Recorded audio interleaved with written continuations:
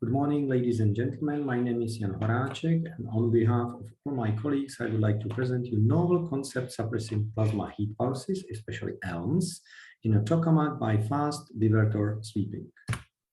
The motivation is that the natural type 1 ELMs are pretty dangerous. This is quite obvious from the scaling of Thomas Eich that on horizontal axis, it's a model of the plasma energy density deposited during an ELM. Vertical is the experimental measurements on compass, mast, jet, and Aztec subgrade. And this is this prediction of this model towards ether, the parallel energy density. If you project it to the surface area by factor of 13, you get lower value, but you get to the value about 1 megajoule per square meter, which is at the edge of surface melting everywhere around the strike point, toroidally symmetric.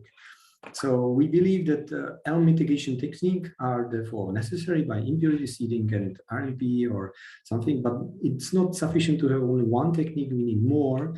And that's why I invented here a new physics engineering concept, which sustains from fast sweeping of the strike point to spread the power within the ELM space-time scales. So the idea is to install a special coil into the divertor area, which would be in a resonant circuit with a capacitor bearing. It would be charged to, let's say, 18 kilovolts voltage, and it would then oscillate the strike point up and down for about 3 milliseconds during the ELMs, then it waits, then it oscillates again, and so on. And it will oscillate like this during the whole year of operation.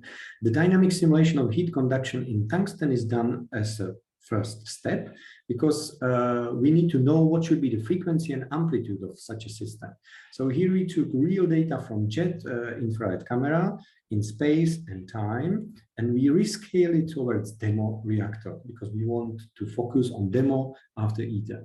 And because the magnetic field will be stronger on jet and it scales quite strongly with this, the decay length in space, we get factor 3 squeezing in space of this energy. And in time, it will be more or less the same as on jet because the parallel connection length is well compensated by higher temperature of the pedestal assumed for them. So we take this data, rescale them like this, and put it into a code for heat conduction simulation.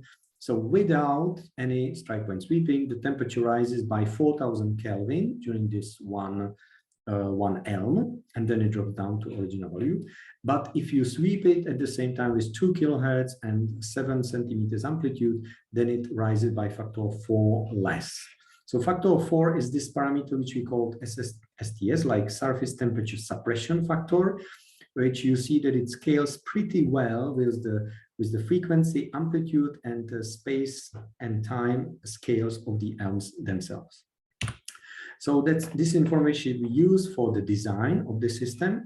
So here is a design for huge European demo geometry, like 9 meters major radius, 6 Tesla magnetic field, 4 gigawatt of fusion power. So it's in such a huge device, we think that we could install in every divertor cassette, 54 cassettes, 2 coils, one for inner target, another outer target, and they would be connected by an alternating magnetic conductor in order to protect the surroundings and not lose the magnetic field which we want to generate. So the magnetic field lines, they penetrate through a hole in the divertor baffle. The baffle is about half a meter above the strike point, so there is no plasma, there's no risk the plasma would go inside.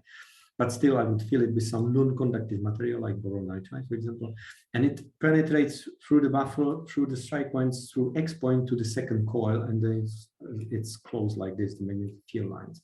So this is a geometry which we calculated in COMSOL multiphysics and then tracked in MATLAB the ions, how they fly across these perturbed areas.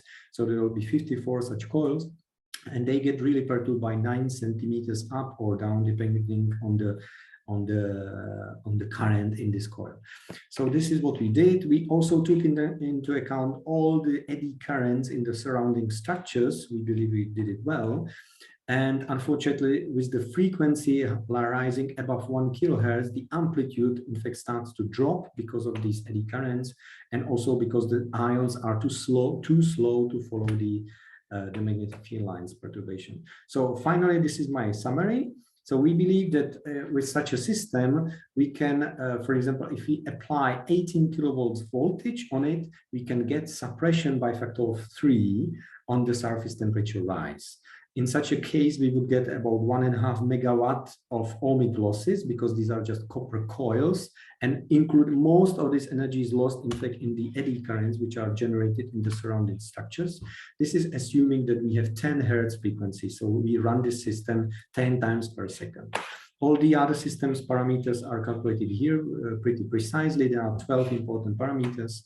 And we believe that if we apply also argon sealing to it, that probably the demo elm, even type 1 elms may be probably sufficient, because we can decrease their energy so much. If we want to decrease it a bit more by factor of 5 instead of 3, then we get to unrealistically high demand on the system. So all this I just published now in next month in Nature Scientific Reports.